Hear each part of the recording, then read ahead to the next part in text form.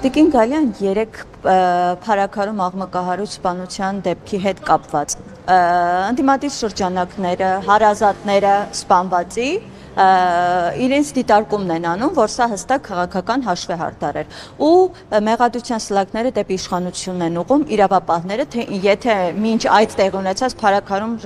այդ նման դեպքեր աղմկահարույց շատ են, մինչ այդ էլ էր գրակոչներ հնչել, որ եթե կարողանային այս ամենը վերահսկողության տակ պահել, կանխել, ապա դեպքը այս վենդետային չէր հասնի։ Հիմա որքանով եք ձեր այսպես մեղավորության բաժինը համարում, ինչու չստացվեց կանխել սա։ Ինչու չի ստացվում կանխել այն բոլոր հանցագործությունները, որոնք Հայաստանի Հանրապետությունում տեղի են ունենում։ Շատ հանցագործություններ հաջողվում է կանխել, որոշները ցավոք սրտի չի հաջողվում կանխել, եւ այդպես միայն Հայաստանի Հանրապետությունում չէ, այդպես ամբողջ աշխարհում է։ Իհարկե տեղի ունեցած դեպքը ուղղակի զարհուրելի դեպք է եւ որևէ գնահատական դեպքին, քանի դեռ նախաքննությունը ընթանում է եւ ավարտված չէ, տալ չենք կարող։ Քաղաքական հաշվեհարդար տեսնում եք, քանի որ օրինակ ավելի վաղ թեկնածուն փարաքարի միակն է, որ իշխող ուժին մեծ թվով հաղթեց, թեկնածուին ԿՊ-ի։ Դուք գիտեք, ովքեր են կյանքից զրկել նշված անձանց։ Չէ, ես դրա մեջ ձեր կարծիքն եմ հայտնում ու ի պատասխան արձագանք են մեղադրանքների, որոնք այսօր եթե չգիտեմ ովքեր են սպանություն կատարող անձինք, ովքեր են պատվիրատուները, ինչպես կարող եմ եզրահանգումներ կատարել, որևէ եզրահանգում կատարել չենք կարող, քանի դեռ պարզ չէ, թե ովքեր են հանցագործություն կատարած անձինք եւ ովքեր են պատվիրատուները, եթե այդպիսի կարգա են։ Բոլոր արձանագրումները անելուց հետո, իհարկե ճշմարտությունը բացահայտելուց հետո, համապատասխան հետևությունները կարվեն։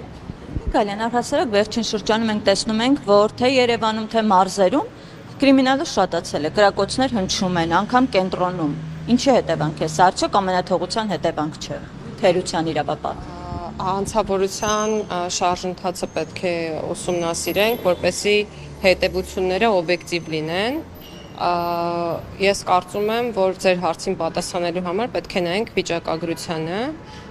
Վերջին անգամ այս պահին իհարկե ձեռքիս տակ չունեմ եւ չեմ կարող թվական տվյալներով խոսել, բայց կարող եմ հստակ ասել, որ մենք ունենք բացահայտված դեպքերի աճ։ Սա ոչ թե խոսում է հանցավորության աճի մասին, այլ խոսում է այն մասին, որ ավելի շատ դեպքեր են ներկայում բացահայտվում։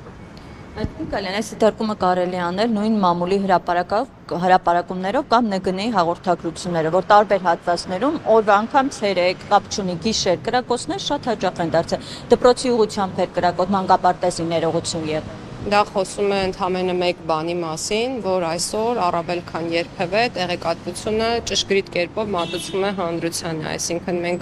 թափանցիկ դաշտում ենք ապրում եւ բացառում եմ հնարավորությունը, որ որևէ միջադեպ կոծկվի կամ տեղեկությունները դրա հետ կապված հասարակությանը չտրամադրվեն։ Դեպքում, որը խոսում եք թափանցիկությունից, տեղեկություն տարածվեց կատաստրի կոմիտեի ղեկավարի մասնակցությամբ ծեծկռտուքի մասին, ինքն էլ չի հերքել, այս ամենը, ինչու քննությունը այսպես ընթացք չի գնում, ինչու չեն բացահայտվում այս գործը։ Ես չգիտեմ այդ մասով քննություն կա թե ոչ, հետեւաբար ձեր ինչու հարցին պատասխանել չեմ կարող։ Եվ անկեղծ ասած չեմ լսել կադաստրի պետական կոմիտեի ղեկավարի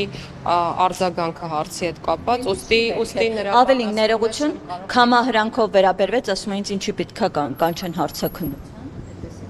Դե եթե այդպեսին է եղել արձագանքը, կարող ենք եզրակացնել, որ հերքել է։